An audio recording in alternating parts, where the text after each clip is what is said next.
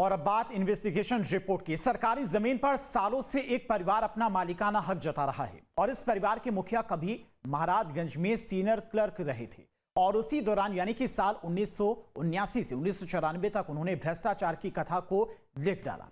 तत्कालीन अधिकारी ने 85 एकड़ की यह जमीन अपने परिवार के सदस्यों के नाम करा ली। हमारी इस पड़ताल में देखिए क्या है इस मामले की पूरी सच्चाई।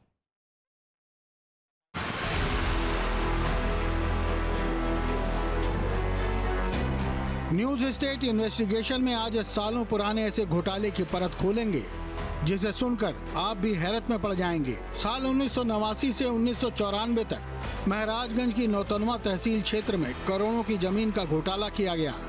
सरकारी जमीन को अधिकारियों ने बिचौलियों की मदद से बजाय सरकार को सौंपने के अपने और अपने परिवार के लोगों के नाम करा लिया।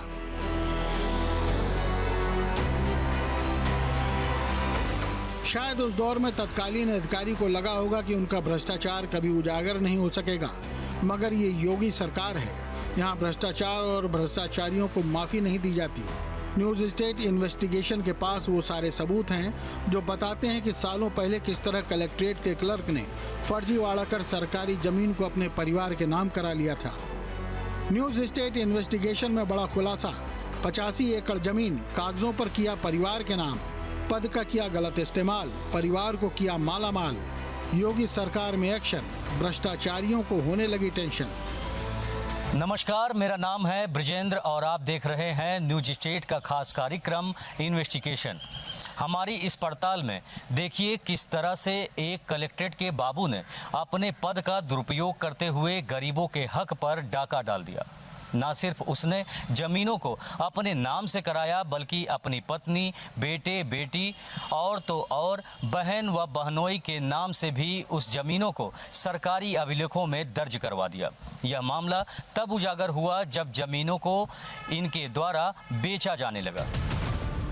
दूर दूर तक दिख रही इस जमीन को देखकर आप भी इस गलतफहमी के शिकार हो सकते हैं कि ये कोई बहुत बड़े जमींदार की रियासत है, मगर नहीं जनाब।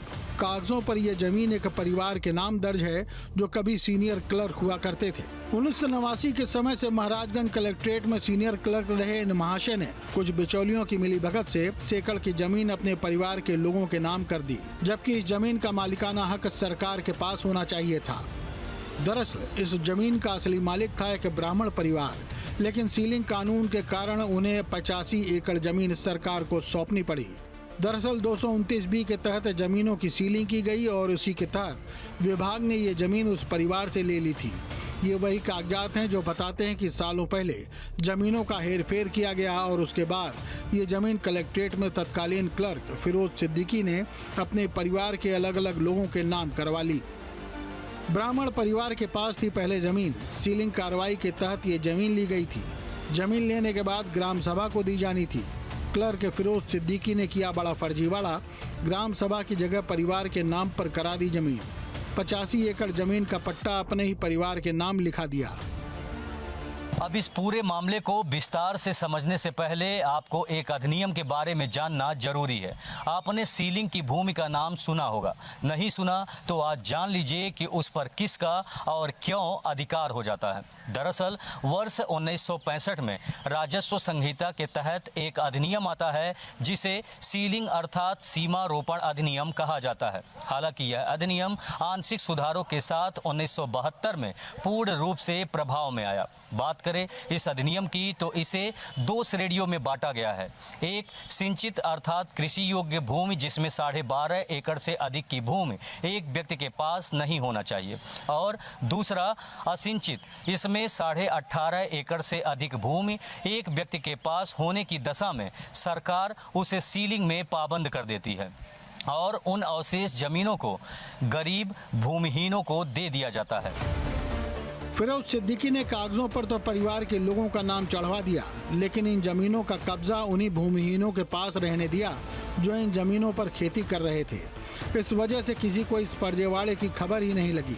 तत्कालीन क्लर्क का भ्रष्टाचार सालों तक दबा रहा, लेकिन जैसे ही इन जमीनों को फिरोज सिद्दीकी के परिवार के लोगों ने बेचने की कोशिश की तो इस मामले की परतें खुलने लगी। बड़े अधिकारियों तक इस मामले में शिकायत पहुंचाई गई। यही नहीं, शिकायतकर्ता ने मामले में IGRS पोर्टल पर भी शिकायत की। सर मेरा नाम सत्यसेन सिंह उर्फ गुड्डू सिंह है।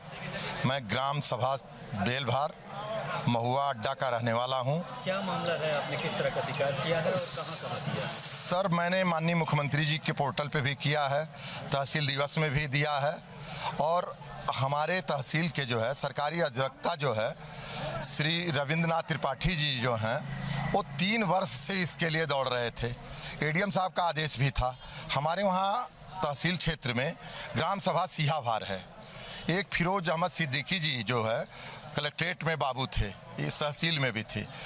वो श्रीमान जी जो वहाँ की जो है काश्तकारों की ज़मीन थी जो सीलिंग में निकली हुई थी, और जो ग्राम सभा की ज़मीन थी लगभग 85 एकड़ ज़मीन अपने नाम, अपने पत्नी के नाम, अपने जो है पतोहू के नाम, अपने बहन के नाम, अपने बहनोई के नाम करा लिए।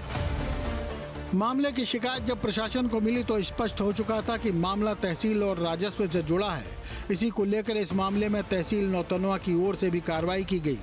इस मामले में ग्राम समाज के अधिवक्ता रविंद्र त्रिपाठी ने बताया कि कलेक्ट्रेट के बाबू फिरोज सिद्दीकी के कारनामों पर 1 नहीं 2 नहीं बल्कि 7 पत्रावलियां दाखिल की गई हैं। सत्यसेन का शिकायत सत्य है। इसके संबंध में हमको ग्राम प्रधान मतलब प्रतिनिधि जो सिहाभार के थे उन्होंने बताया 3-4 साल पहले कि मतलब इस तरह से फराड किया गया है। 229B का मुकदमा दाखिल करके उस मुकदमा दाखिल करके वह आर्डर प्राप्त किए हैं, और जो गांव सभा की ज़मीन है तहसीलिंग होल्डर की ज़मीन है, लगभग 84 एकड़ से ऊपर होगा, और 7-8 मुकदमा है जो अपने नाम से, अपने पत्नी के नाम से, अपने लड़कों के नाम से, अपने बहन के नाम से, अपने बहनोई के नाम से, मतलब भिन्न भिन्न मतलब मुकदमा दाखिल करके इस तरह से उन्होंने आदेश पारित कराया है। दरअसल ये घर जो आप देख रहे हैं ये भी उन्हीं फिरोज सिद्दीकी के परिवार का है जिन्होंने सरकारी जमीन को निजी संपत्ति बना डाला। हालांकि ग्रामीणों का कहना है कि अब इस घर में कोई नहीं रहता है। ये घर बेशक सालों से बंद रहा हो, मगर आज इस घर की तरफ देखने वाले हर आदमी को सालों पहले का वो भ्रष्टाचार याद आ रहा है। देखा जाए तो एक कूटनीति के तहत फिरोज सिद्दीकी ने अपने परिवार के अलग अलग आदमी के नाम जमीन कराई थी ताकि सीलिंग की कार्रवाई में ये जमीन फिर चली न जाए। साल 1989 में फिरोज अहमद के नाम 2.18 एकड़, इसी सन में फिरोज अहमद और हुमायूद्दीन सिद्दीकी के नाम 13.55 एकड़ जमीन, 1992 में असगर अली के नाम 13.02 एकड़ जमीन, 1992 में ही फिरोज अहमद के नाम 7.9 एकड़ जमीन, 1993 में मजहबीन बानो समेत सुएब अहमद, जुबैर अहमद, आवेद अहमद के नाम 7 एकड़ जमीन, 1993 में ही मेहरुन्निसा, ताहिर खातून, शाहिदा के नाम 19.16 एकड़ जमीन, 1994 में शुक्रुल्लाह के नाम 7.9 एकड़ जमीन। लमसम 84 एकड़ यहाँ भूमि था। ग्राम सभा का भी और सीलिंग का जो निकला है उसमें लमसम 85 के आसपास में सीलिंग निकला, और 90 के आसपास में इन्होंने फर्जीवाड़ा अपने नाम से करा लिया। किसने करा? फिरोज अहमद सिद्दीकी। अच्छा, कौन है ये? कलेक्ट्रेट के बड़े बाबू हैं। गांव में देखिए बहुत से ऐसे लोग हैं भूमिहीन है, जमीनें भी नहीं है, घर नहीं है शुद्ध। अगर वो खारिज हो जाए बटे तो उन लोग को कम से कम नहीं को तो 20-20 डिसमिल से 25-25 डिसमिल जरूर सबको मिलेगा। यहाँ पे गांव में अधिकतर लोग यहाँ पे भूमिहीन है।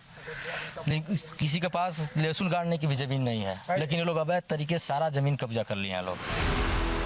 इस मामले में फिलहाल अब विभागीय रोल भी आ चुका है, यानी विभाग की ओर से कार्रवाई तो की गई है, मगर ये कार्रवाई किस हद तक कारगर रहेगी ये स्पष्ट अभी तो नहीं कहा जा सकता है। सिहाभार जो तहसील नौतनवा के अंतर्गत एक ग्राम है, तो यहाँ पर कुछ सरकारी ज़मीनों पे 229B के अंतर्गत कुछ व्यक्तियों द्वारा अपने नाम से आदेश कराए गए थे, और इसके संबंध में एडीएम साहब के द्वारा भी पत्र के माध्यम से अवगत कराया गया, और जिला शासकीय अधिवक्ता को मेरे द्वारा भी निर्देशित किया गया है कि ऐसे जो भी प्रकरण जिसमें ग्राम सभा की ज़मीनों पे कोई आदेश प्राप्त किए गए हैं उस पर रेस्टोरेशन डाल करके उसकी नियत तिथि में जल्दी सुनवाई करके इन वादों का निस्तारण करेंगे। और इस कार्रवाई में हमारे न्यायालय में वाद भी प्रचलित हैं, और इसमें साप्ताहिक तिथि लगा करके इन वादों को हम लोग शीघ्र निस्तारित करके सरकार के पक्ष में आदेश करने का काम करेंगे। एसडीएम साहब कह तो रहे हैं कि मामले में एक्शन लिया जाएगा, मगर ये एक्शन कब तक प्रभावी तौर पर देखने को मिलेगा और कब तक ग्राम सभा को उसकी जमीन वापस मिल सकेगी, ये देखने वाली बात होगी। क्योंकि गांव में तत्कालीन अधिकारी फिरोज सिद्दीकी का परिवार अब रहता नहीं है, यानी आरोपी पक्ष की तरफ से पक्षकार अभी तो कोई नहीं दिख रहा। लेकिन जैसे ही सरकारी चाबुक चलेगा तो जाहिर है कि वो चेहरे भी सामने आ जाएंगे जिनके नाम इन करोड़ों की जमीन के कागजों पर मालिक के रूप में दर्ज हैं।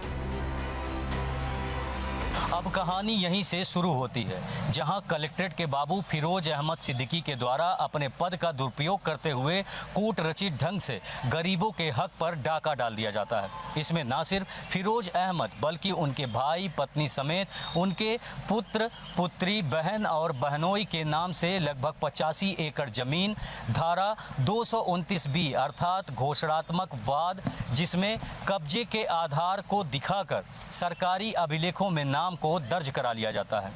फिलहाल अब इस पर जांच चल रही है। इसमें एक नहीं, दो नहीं, बल्कि कुल 7 पत्रावलियों का वाद नौतनवा तहसील में विचाराधीन है। अब ऐसे में देखने वाली बात यह होगी कि इस प्रकरण में किस तरह का जजमेंट आएगा कि जिससे भूमिहीन ग्रामीणों को उनका हक और अधिकार मिल सकेगा। Brajendra Pandey, news state, Uttar Pradesh.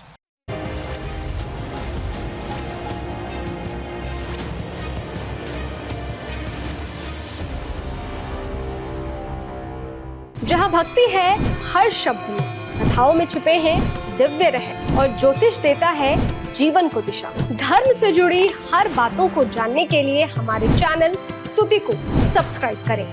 Channel पर जाने के लिए इस लिंक पर क्लिक करें।